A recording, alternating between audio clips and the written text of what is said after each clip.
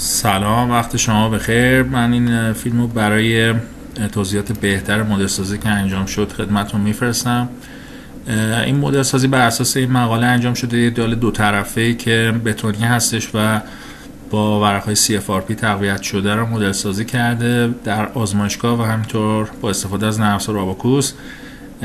3 مدل مختلف هستن. تفاوتشون در چیدمان ورق‌های FRP و CFRP هستش که در قسمت تحتانی دال قرار گرفتن. مدل S1 S2 S3 همونطور که می‌بینید مدل S1 ورق‌های CFRP به صورت صلیبی کار شدن و مدل S2 S3 هر کدوم 4 تا و 8 تا ورق CFRP بیشتر درشون استفاده شده. سایر مشخصات این 3 تا مدل با هم دیگه یکسان هستن. اگر که اطلاعات توی مقاله مراجعه بکنیم می‌بینیم که وضعیت آرماتور بندی، فاصله بین آرماتورها، ابعاد اون دال همگی ذکر شده. وضعیت این جک هایی که نیرو رو منتقل میکنن، فاصله شون از هم و فاصله هاشون از لبه های دال رو میتونیم ببینیم. راجع به ورقای CFRP هم که خدمت توضیح دادم. این چیدمان وضعیت تکه‌گاهی، وضعیت اعمال بار و وضعیت آرماتورها و خاموتایی هستش که توی دال استفاده شده و همونطور که میبینید گام هاشون، توضیحاتشون همه توی مقاله هست و راجع به مساله هم از این 2 تا نمودار برای وضعیت اینالاستیک و عرض ترک‌ها و اینجور اطلاعاتی که توی این 2 تا نمودار هست استفاده شده و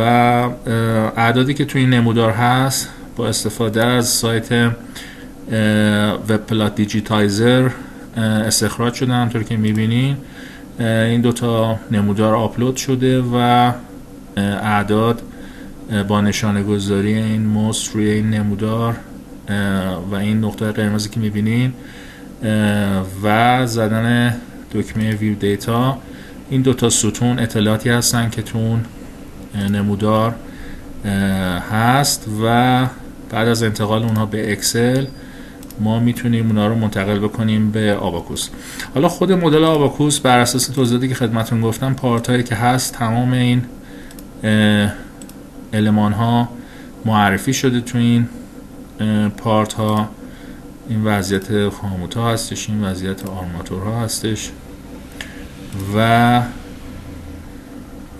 اگر که ببینید هم اون تکیه‌گاه فولادی هستش که زیر دال قرار میگیره که بارگذاری روی دال انجام میشه و تکیه‌گاه ها به این قطعه فولادی متصل هستن. در ماژول پروپرتی اگر ملاحظه بکنین CFRP اطلاعاتش با توجه به اطلاعاتی که توی مقاله ذکر شده منتقل شده. اگر اینجا رو مراجعه بکنین یه جدولی هست که CFRP توش معرفی شده، مشخصاتش و این اطلاعات اینجا تو خاصیت الاستیک به نرم افزار معرفی شده و همینطور برای بتون وضعیت دانسیته و همینطور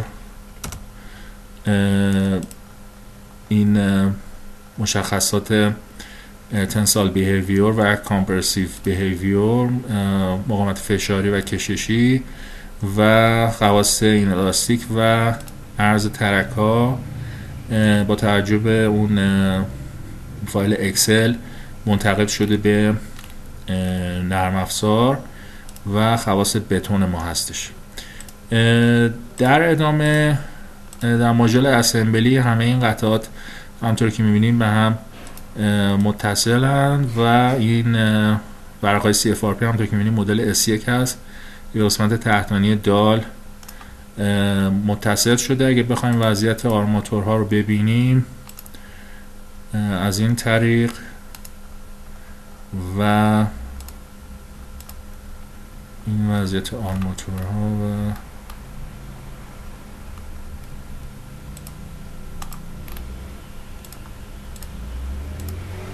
آموتا هستش که همونطور که میبینیم با توجه به اطلاعاتی که تو مقاله ذکر شده بود اینجا مدل شده. و اگه حالت کلی رو بخوایم ببینیم همونطور که میبینیم به این شکل است.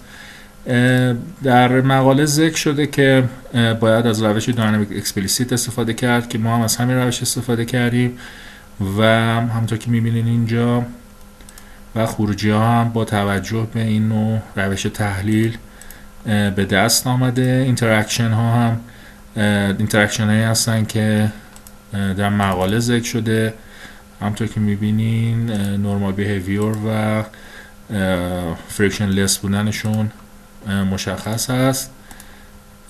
در ماجرا لود وضعیت تکه‌گاه و نیرویی که وارد شده رو میبینین، همونطور که میبینین خاصیت تکه‌گاهی به این قطعه فولادی که زیر این دال بتونی هست در واقع اعمال شده و دال روی این قطعه فولادی قرار گرفته و همینطور فشار هم به صورت عمودی روی این سیلندراست که اینا هم خودشون روی سطح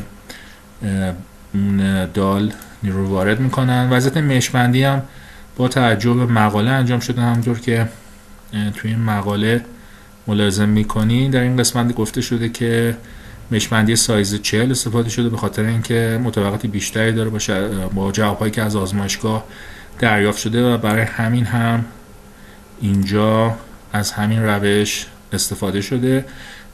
امیدوارم که این فیلم توضیحات راجع به مدل مورد استفادهتون قرار گرفته باشه. قربان شما، فعلا خدا نگهدار.